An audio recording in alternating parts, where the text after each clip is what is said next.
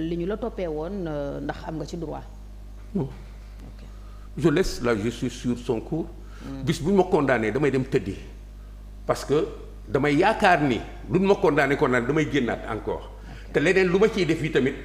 damay ubbi benn registre bi nga xam ne du foofu mooy xeexukaay bi. j'ai pas de projet de justice avec le pouvoir. awma projet wu xeex ak ñoom ci devant les juges dama am projet argumenté sur l'espace public. wax ci réew mi wax ci projet yi wax ci contradiction yi wax ci réalisation yi wax ci li nga xam ni moom lay ambitionné pour sama réew mais pour nan dem tribunal juge bi wax lii je n'ai pas de projet sur ce plan là ñoom ñoo ma fa yóbbu maintenant je vais laisser la chose finir nu mu jeexee rek ma jël suñ ma tëjee yi tamit personne n'entendra oui recours ceci cela ainsi de suite non allez damay dem tëddi tout en me disant que loolu laa ameel cër boobu dama ko ameel sama réew donc lu ma ci fekk noonu la alors ban wala yan enseignement nga tiré ci expérience bi nga dund. c'est que lii dëgg rek mooy dëgg tey la sama engagement gën a nekk dëgg ça m'a donné l'occasion de vérifier que effectivement ñii nga xam ne ñoo yore réew mi tey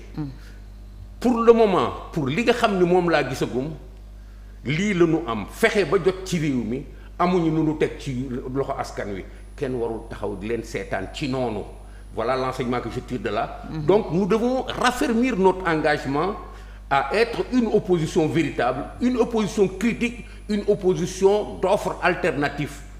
pas de proposition mais d'offres alternatives. Pourquoi? Parce que tant que ñoom wanuñu ni daan nañu mën nañu li ñu waxoon askan wi indi nañ ko ba mu mat nous avons la responsabilité de formuler déjà l'offre alternative en termes de stratégie comme en termes de retour de proposition pour régler soxla askan wi parce que askan wi moo fi nekk tey nous sommes fermes à dire que bougé wuñu fi nu nekkoon ñoom nan nu woon ni mën nanu c'est la leçon que je tire de ça. Alors commissaire sànq yaa ngi koy tudd kaw Moustapha Diakhaté moom itam ñu teg ko loxo pratiquement pour loo xam ne sorantewul torop wante moom dañu ne dafa saaga boo xam ne ci askan da nga jàpp ne liberté d'expression yi dañu nekk sous menace ak régime bu bees bi. man foofu laa koy débattre du ma ko débattre ci dafa saaga wala du saaga Moustapha Diakhaté kilifa la fi muy waxee moom moo fa nekk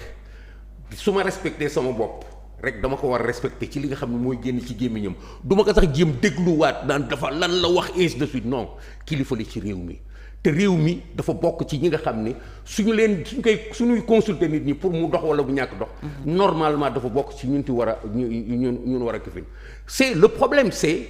la gestion des libertés le problème c'est acte bi mu posé ça va dans le sens d'assumer sa liberté d'expression ça va le sens am na droit wax am na droit bañ am na droit jëf am na droit xalaat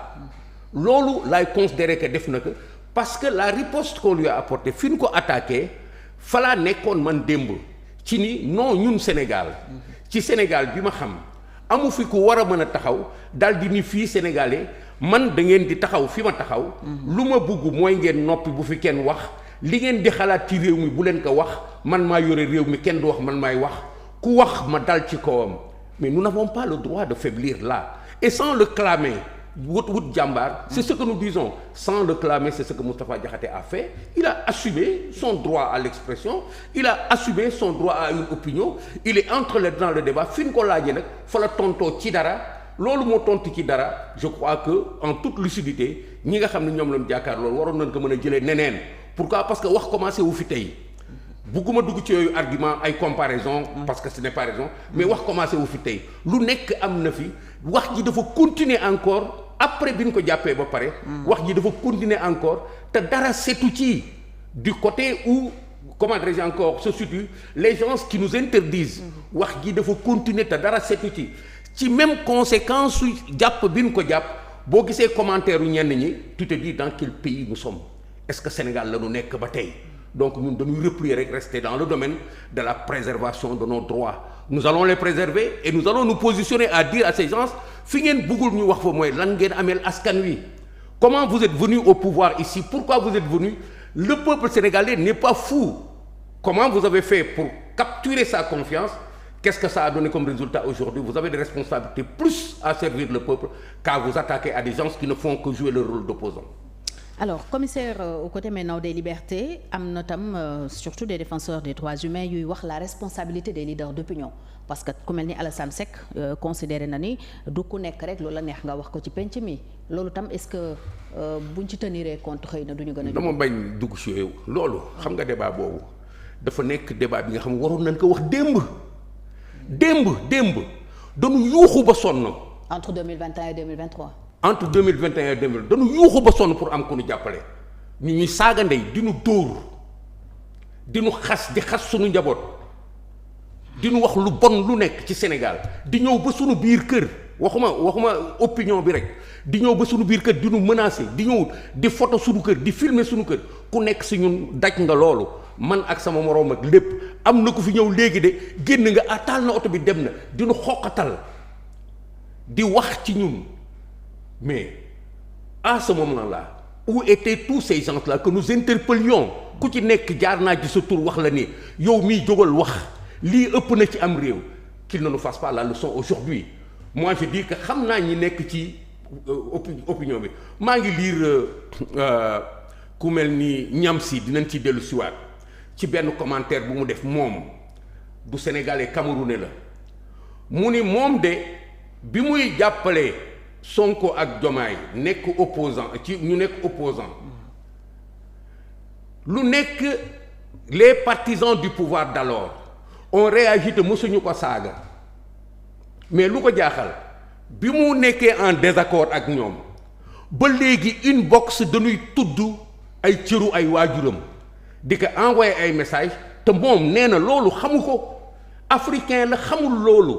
africain la c'est contre nos valeurs. Mais pourquoi est-ce que dans le temps quand eux ils étaient dans l'opposition ñoom ñoo doon saaga nit ñi bay saaga ñeneen ñi tey dans le temps ñi nga xam ne ñoo àndoon ak ñoom di déplorer que ni bi nu àndatul ak ñoom ñoo leen di saaga ça veut dire qu'il y a problème. Le problème n'est pas dans ces porteurs d'opinion qu'on veut accuser aujourd'hui de quelque chose en leur disant de laver leur comportement mais il est dans la semence qui est là depuis très longtemps. li nga doon def démb su fekkee ni moom ngay xaar ci ku nekk. mu def ko pour nga dal ci kawam alors que kenn dalul woon sa kaw il y a problème.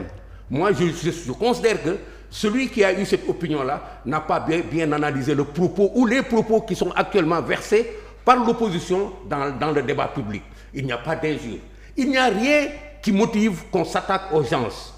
Il y a maintenant au plan sémantique ay mots yi nga xam ni loo ci bëgg génne da nga ko ci génne su ñu demee nag bay lijjanti. Sans ce mot yi pour génne ci offense ak outrage ak leneen. Il y a problème. Okay. Qu'est-ce que nous allons faire nous allons retourner à l'école dañu dem a jàngaat encore woon leen ñun kat suñu buggee wax lii nan lañ koy waxee suñu buggee wax ni diw mii kat fen na nan lañ koy waxee te du nekk offense. Vous voyez un peu quelle problématique il pose et nous sommes conscients de la dimension de cela. C'est pourquoi nous allons les servir à cet endroit-là dinañu wax li ñu bëgg wax tout en évitant. De rentrer dans ces situations conflictuelles parce que terrain boobu bëgguñu ko ñun soxlawuñ ko déjà nous sommes propres donc liñ ci bëgg rek dinañ leen ko defal mais duñ ñu tere ñu wax. justement loolu naroon lekk laaj bi ci topp naka nga nar a continuer exercer ce droit tout en évitant di daanu ci piège ou offense au chef de l'État ak ay diffusion de fausses nouvelles ku mel ni Adama Gaye journaliste mel na ni daanu na ci parce que moom teg nañ ko loxo gannaaw li mu wax ci mbiram Moustapha Gaye boobu Moustapha Ba. boobu dossier lan moo ci sa position. Bon vous voyez c'est deux situations différentes bien sûr. Différentes. Oui. Lui il a tenu un propos dans l'espace public bi nag bi ñu wax ni conséquences yi mu waroon jur. moo tax ñu jàpp ko mais du wax ji ci boppam parce que il faut que ñu dem ci droit. ak wax ji lu mu mënti doon en tant que journaliste buy wax ñu invité ko ci plateau da ngay tenir compte de sa qualité de journaliste d'abord. nga bàyyi ko mu wax. Journaliste moo ma ëpp liberté ci wax parce que su dul dëgg rek respecter profession am moo war a tax nga ni que j'apporte un démenti. ci journaliste